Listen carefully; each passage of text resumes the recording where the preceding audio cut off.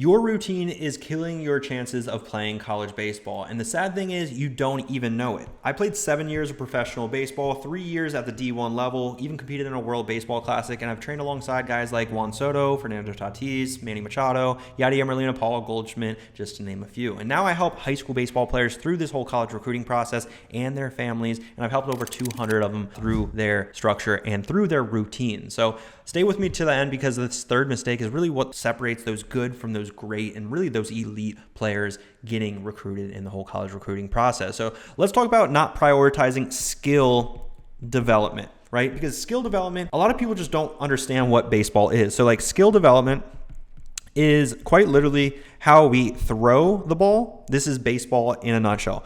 How well we field or really catch the ball. Let's just put catch to make it easier. I'm not saying that everyone's a catcher listening to this. And how well we hit the ball, right? So basically that is baseball. Hit, catch, throw, that is it. So we need to focus on what we're focusing on in that skill development. And a lot of high school baseball players only focus on this.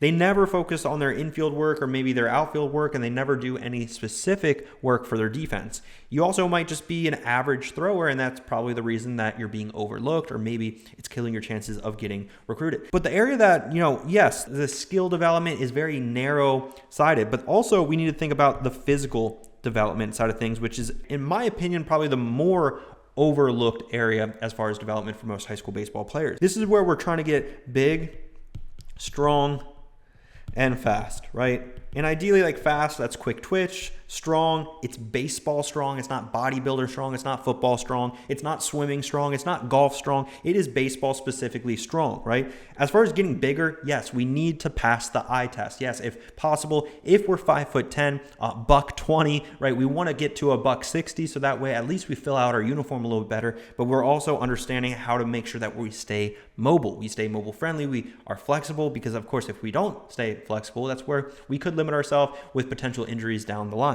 So neglecting the physical development is something that in my opinion, is overlooked. And that's an area where if we really want to dive a little bit deeper into mistake number 2 is you're neglecting the recovery game as well. The recovery game, I love doing ice baths, cold plunges, but then really doing hot as well. That's called contrast. So basically what that is, it's basically expanding and contracting those muscles to help with blood flow, help with overall recovery. That's supposed to be a C, not a V. So recovery is an area that a lot of people will just completely neglect. Arm recovery is obviously one of the most important. So that's where we're talking about arm care. And that's part of the physical development, guys. Like anytime that we're talking about anything with a ball, that's where it's going to be skill.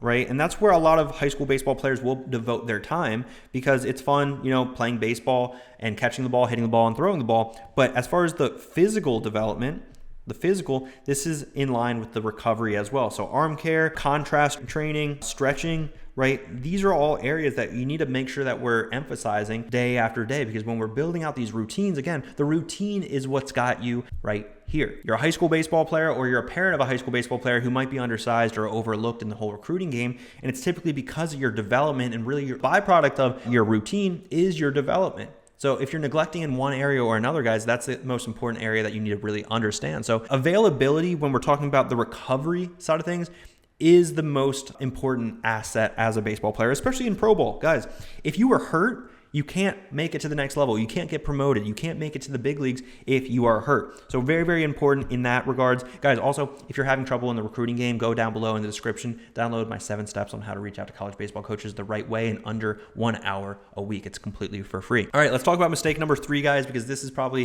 one of the most important. That's what I mentioned in the beginning. And it's not what most people think, but not blocking time for coach communication. And I'm like a Google Calendar user, and most parents hopefully are. If you are, you're very much like me, and maybe we would be a good fit to work together. But basically, I want to be able to see my day from 8 a.m. all the way into 11 p.m. And that's typically how long I typically will be working, sometimes on the computer, but I have my coffee and baseball around this block at 11 a.m. every single day Eastern time. For those that are curious, that is my live stream. So that's where we talk about baseball development, mindset, recruiting. One-on-one, you can ask questions. questions. It's very interactive. And that's something that I block off on my calendar. And I put these blocks intentionally so that way I know exactly what's happening. Today, for example, is a Monday. I have a team meeting here. I have a team meeting here. I've got recording right here, which is what I'm doing right now. So I blocked off these things because I know that I've got to do them. I think later in the day, I've got 2 calls as well. So like there's going to be these gaps of productivity where we need to make sure that we're doing something productive, especially if we have the ability to. I totally get it. You're a high school baseball player. Time is the hardest thing, right? So let's zoom in, right? This is school. The time that you're at school. Let's say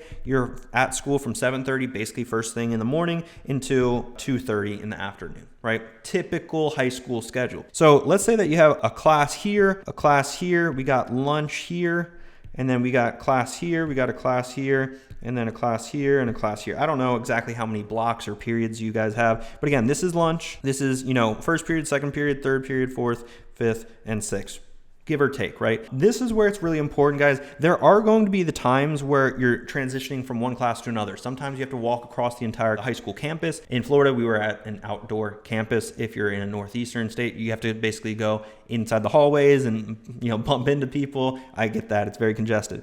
But there's also going to be time here. There's going to be time here that over the long period of the day, and this is for especially the parents that think their son are just too busy, they can't do anything extra. If you're in that very limited mindset, we are not a good fit for each other because your son has the ability to find that extra time. He's usually just doom scrolling on his phone, and you can probably attest to that, right? So, and there's also that time right here before, again, like practice, right? Anyway, so if we just combine taking away practice, if we combine here, right? That could be a good 2 hours throughout the day in small little blocks of maybe 15 minutes, right? 15 here, that's 30, 45, hour 15, hour 30, hour 45. So let's say, 2 total hours that we have accumulated because we're being a little bit more productive with our time, right? In those 2 hours, that's where we can do homework, we can do studying, right? We can do the next day's homework. We can do the homework that was just assigned to us. And this is, in my opinion, time management skills. This is stuff that your son will need to figure out if he's a D1 caliber player, because guess what? D1 caliber players, this is what a typical weekend looks like. Thursday, you go on a flight. You usually go to maybe your first 2 periods. Then you go onto a flight. You practice at the specific place maybe you fly to, right? You're a visiting team. You go practice. Then you go to a team dinner. If you're lucky, if you're at the D1 program. Now, Friday, basically do nothing until, report time, which is, typically maybe a team bus over to the field. That might be at like 3 o'clock. And then basically you have the game. Saturday, same schedule. Sunday, game right here. Flight right here. Get back home sometimes at 9 p.m. When is the time to actually do the homework, to do the studying? So that way on Monday, you're ready to go, right? These are time management skills that your son will need to know if he wants to play at the college level, and especially at the D1 level. So if he's not developing these habits as far as time management skill and really how to be productive, he will fall short. So when we're thinking about that extra time, again, in this example right here, again, the 2 hours that are technically available that we need to be productive, it's how we're using it. Again, we can very easily scroll on our phone. And I think that's where your son might be finding less and less time to be actually doing stuff towards his dreams and goals, which ideally should be to play college baseball. So that's just something that I think is really interesting, especially at the high school level, because when I was in high school, I didn't really know that I was doing it. I think that was just like the mindset that I always had, was to be as productive as possible, because I think it is important to understand like these are things that will carry over into who your son becomes these next few years. And if your son has the mindset of being as productive as possible, he will find the ability to do that extra work, and not only that extra work in like the classroom, but also the extra work in his baseball work, right? If he's just doing everything that everyone else is doing, he better expect to be just as good as everyone else. So like, if the real big thing that's limiting your son is the time, that's where like, there's no other way to explain it, guys. We all have the same 24 hours. I was able to make it work because I want it to work. I made it work. I had to make it work, right? That was my mindset. Whereas some parents, especially, again, I've made videos before, sometimes parents are the ones holding you guys or your players back the most, especially the high school serious baseball players. Sometimes it's the parents holding you guys back because the parents will say, my son doesn't have time for this, he doesn't have time for that, and you are quite literally the person blocking people from taking that next step into action, into your son becoming the best version of himself. And the best version of your son isn't just the best baseball player, but it's the best human and the best person as far as his relationships with his friends, family. And again, we can't be the best version of ourselves if we're not focusing on the things that truly matter, to give us the time to be more productive in other areas, to have time still with our friends and family, to make sure that we understand that baseball is only for a finite amount of time and building those relationships is an important aspect of it. But the only way that you're able to do that is quite literally if you find the productive time in what I just mentioned, right? Those 15 minutes here, 15 minutes there, making sure that we're on top of it rather than we're in that procrastinating mindset of I'll do it later, because that usually means that's when things will start to stack up. It's going to be pretty obvious, not only with grades, GPA, but then also just like how we go about our business in baseball as well. You know, these things stack up and ultimately showcase who you are as a player. College coaches will care about that. So I'll leave you guys with that.